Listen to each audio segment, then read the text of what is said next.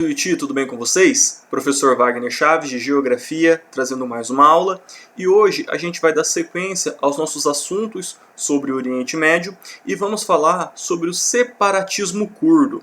Está bastante em voga na mídia atual comentar sobre o Kurdistão, sobre a população curda. Mas o que está acontecendo lá? O que de fato é a população curda? O que é o Kurdistão? E a gente vai aprender isso na aula de hoje, beleza? Então pegue o seu caderno, pegue a sua apostila e me acompanhe em mais essa aula. Bom, gente, a primeira coisa que vocês têm que saber é que árabe não é igual, todos os árabes não são iguais. Árabes e muçulmanos também não são sinônimos, tá? Árabe é um povo que habita a Península Arábica. Arábia Saudita, Iêmen, Omã, Emirados Árabes, Bahrein, Catar. Essas pessoas são árabes, têm a etnia árabe. E eles falam a língua árabe, tá bom? Quando eu falo que uma pessoa ela é muçulmana, não necessariamente ela é árabe. Se ela é islâmica ou muçulmana, ela é praticante da fé islâmica. Aí a língua oficial é o árabe, embora ela não precisa ser uma pessoa de origem árabe. Tá? Então vou dar um exemplo aqui que vocês nunca mais vão esquecer. As pessoas vêm olhando para mim e falam: nossa, você tem cara de muçulmano. Não tenho cara de muçulmano, tenho cara de árabe. Porque tem muçulmano nas Filipinas que são orientais, olho puxado, não tem barba. Completamente diferente dessa visão que a gente tem. Então, quando eu falo de árabe, eu estou falando de um povo. Quando eu falo de muçulmano, islâmico, da religião. Beleza? Então, dito isso, a gente já pode presumir que existem vários conflitos na região do Oriente Médio por questões da água, que a gente viu lá passada, por questões ligadas à religião, que vamos ver na próxima aula, por questões de etnias, porque, como eu falei, não é todo mundo igual. Só porque todo mundo é muçulmano, eles são amigos, são irmãos? Não é bem assim, beleza? Então, são coisas diferentes. Então, pessoal, o Oriente Médio ele é o berço das três grandes religiões monoteístas. Teísta, Deus, um Deus. Então, nós temos primeiro o judaísmo, aqui expressa na estrela de Davi, o cristianismo na cruz e a lua, eu não sei se essa é crescente ou se é minguante, que é do islamismo. Então, essas três religiões são as três religiões abraâmicas. Por que abraâmicas? Todas elas têm como um dos pais fundadores a figura do Abraão, aquele que está na Bíblia, beleza? Então, quando a gente olha lá para o Oriente Médio, pensa assim, lá só tem muçulmano. Não, tá? A grande maioria da população do Oriente Médio, sim, de fato, é muçulmana, é islâmica. Mas tem judeus, tem cristãos, tem outras religiões menores, tudo isso vivendo no mesmo balaio. Tá? A cidade de Jerusalém, por exemplo, que fica em Israel, é uma cidade cosmopolita, ou seja, tem gente do mundo inteiro lá. Tem árabe, tem cristão, tem muçulmano, tem ateu, tem inúmeras denominações dentro da cidade de Jerusalém. Tá? Isso é uma coisa, nem todos os habitantes de Israel são judeus. Inclusive, Israel é um estado laico. O que é um estado laico? Um estado que não privilegia nenhuma religião. Então a gente olha para a Arábia Saudita, e a Arábia Saudita é uma monarquia absoluta, tem lá o rei, que inclusive é esse aqui, o Mohammed bin Salman. Na verdade ele é o príncipe herdeiro, tá? Mohammed bin Salman. Ele é o rei, só pode ser praticado a religião islâmica sunita, então lá é uma teocracia, tá? Não é um país laico. Israel é. Então lá em Israel você vai ter de tudo, tá? Tem grupos políticos ligados à religião, à religião islâmica, à religião judaica. Tem grupos políticos que não são ligados à religião judaica.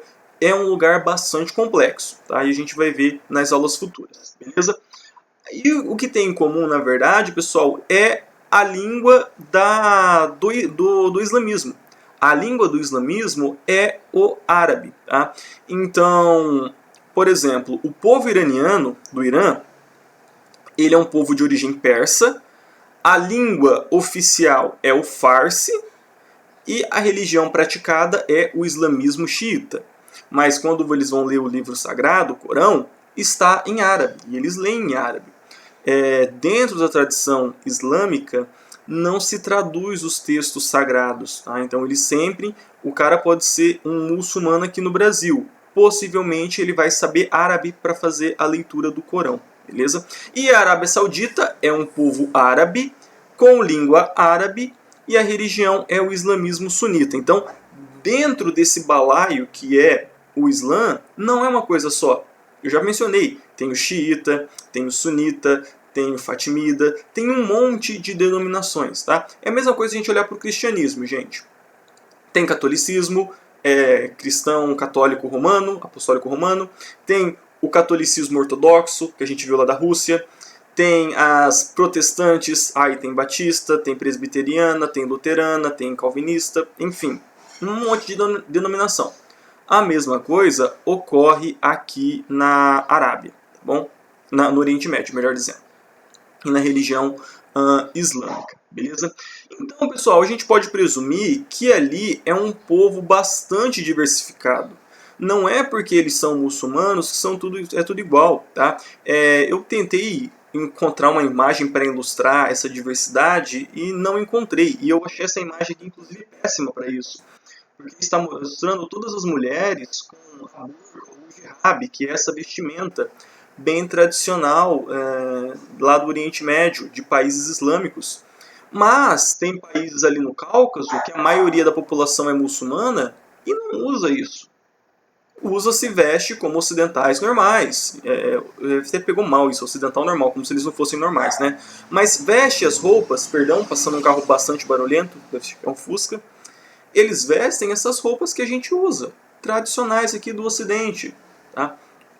Então, é um local com uma variedade cultural muito grande. Não é porque são muçulmanos que é tudo igual. Tá? São bem diferentes, beleza? E agora a gente vai falar então de fato dos curdos, beleza? Bom, pessoal, os curdos é um grupo étnico muito específico da região do Kurdistão, tá? Kurdistão fica entre Turquia, Síria, Irã, Iraque e Armênia, tá? É essa regiãozinha aqui. Aqui é que não dá pra ver, né, com o apontador, né? Mas é aqui na Turquia, gente. Essa região é o Kurdistão, beleza? Por que um grupo étnico particular? Bom, eles têm práticas religiosas muito específicas, tem inclusive mistura com religiões antigas lá do Irã, que é o zoroatrismo, tem língua específica. Então, é uma população diferente. Eles não são turcos, não são armênios, não são iraquianos, não são sírios e não são iranianos. Eles são curdos, tá? Então, esse lugar que vocês estão vendo aqui todo em vermelho é o que? O Império Turco-Otomano. Eu acho que vocês já estudaram lá com o professor Jefferson os impérios na Primeira Guerra Mundial. Tinha o Império Turco-Otomano, tinha o Império Austro-Húngaro na Europa, tinha as colônias aqui na África. Então, quando acaba a Primeira Guerra Mundial, o Império Turco-Otomano ele é um dos derrotados, tá? E esse império ele começa a se fragmentar. Então, alguns lugares ou ganham independência ou passam para a administração dos europeus. Foi o caso do Egito, que passou para a Inglaterra. Enfim, né? Com a queda do Império Turco-Otomano, com essa dissolução, começa a formar vários estados. Forma o estado da Turquia, que é a herdeira do Império Turco-Otomano, Bulgária, Romênia, Síria, Iraque. Então esses países eles começam a se formar. E os curdos, ele ficou jogado entre esses países, entre a Turquia, Síria, o Irã, o Iraque e a Armênia. Tá? Essa população curda ela ficou diluída, então, nesses vários países aqui, ilustra melhor, né, gente? Armênia, Turquia, Síria, Iraque e Irã. Então essa região aqui é do Kurdistão. E o povo curdo ele acabou ficando diluído. Um pouco aqui na Turquia, um pouco na Armênia, um pouco na Síria, um pouco no Iraque, um pouco no Irã. E lembrando, gente, eles eram minoritários em todas essas regiões. Então, era impossível eleger um governo pró-curdo na Turquia, na Armênia, na Síria. Tá? A gente está falando também de lugares que teve a segunda metade do século XX bastante conturbado. A Síria, gente, é governado pelo Bashar al-Assad, pela família Assad, há muito tempo. O pai do atual presidente, o Bashar al-Assad, ficou mais de 30 anos. O filho dele, há 20 anos no poder. Não existe abertura democrática. O Iraque, a mesma coisa com a família Hussein. O Irã teve uma revolução xiita, uma revolução religiosa também. Não havia abertura democrática para os curdos aqui dentro, que estavam diluídos nesses territórios e não tinham força para reivindicar nada, para reivindicar, por exemplo, o seu próprio território. Então, quando foi formando esses países, o Kurdistão ficou inexistente. Tá? E hoje, imagina a população curda falando, Turquia, Síria, Iraque, a gente quer ter o nosso próprio país. E daí eles vão olhar, beleza, mas não vai ser aqui, vocês não vão pegar esse território nosso. Então, existe uma guerra ferrenha nessa região pró-libertação dos curdos e a formação de um novo país, o Kurdistão. Tá? Esses conflitos, pessoal, já vêm há vários anos e eles se intensificaram nos últimos anos. Por quê? Como vocês sabem, a Síria está passando por uma guerra. Né? Essa guerra tem origem lá na Primavera Árabe, com a derrubada dos ditadores. Derrubou o Muammar Gaddafi na Líbia, derrubou o Mubarak no Egito. E na Síria não teve força para isso. Então na Síria a gente tem uma guerra de três forças. Tá? De um lado, nós temos o governo do Bashar al-Assad, que eu mencionei, que ele está há 20 anos no poder, desde 2000, e antes dele o pai, mais 30 e poucos anos.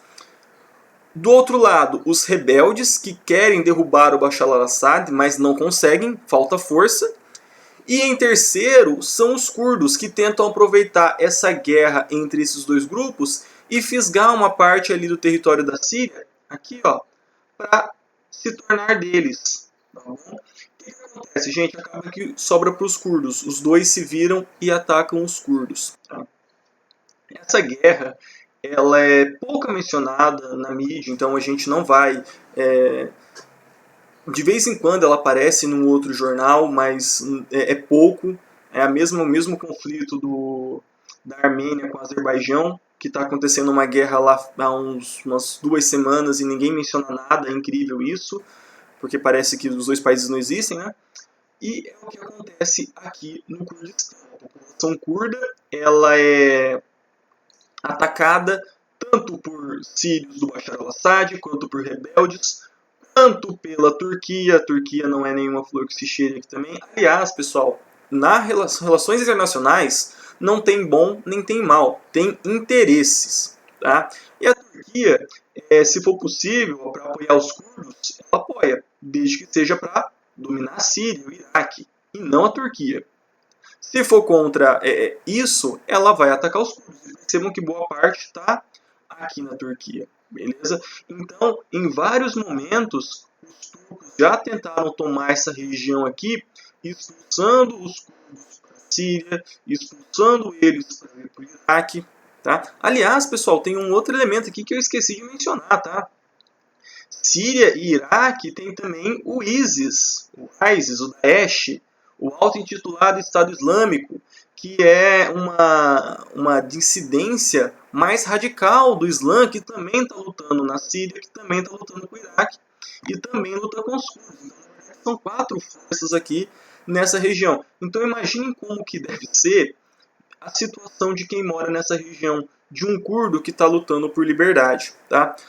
Hoje, pessoal, os curdos eles se somam mais ou menos 25 milhões de pessoas. É basicamente a região metropolitana de São Paulo, tá? É bastante gente, não é pouco se a gente considerar o espaço em que eles moram. E eles são o considerado o maior grupo étnico sem um território próprio. Ou seja, um grupo que está deslocado. Eles não têm pátria para chamar de suas. E eles lutam pelo quê? Por um território, primeiramente por um território delimitado, e posteriormente a independência desse território em relação a qualquer outro território próximo. Então, eles não querem viver na Turquia, não querem viver na Síria, no Irã, no Iraque. Não, eles querem fundar um país, o Kurdistão. Beleza? E é necessário lembrar que os curdos, nessa equação que eu acabei de falar aí, de 4 forças, eles não têm apoio internacional. Então, é eles por eles. Eles lutando contra a Turquia, que é membro da OTAN e tem armamento moderno. Eles lutando contra a Síria, eles lutando contra o Estado Islâmico, na busca dessa independência. Beleza, pessoal? Eu vou ficando por aqui. Peço que vocês fiquem em casa, que vocês lavem as mãos. Bons estudos e até a nossa próxima aula.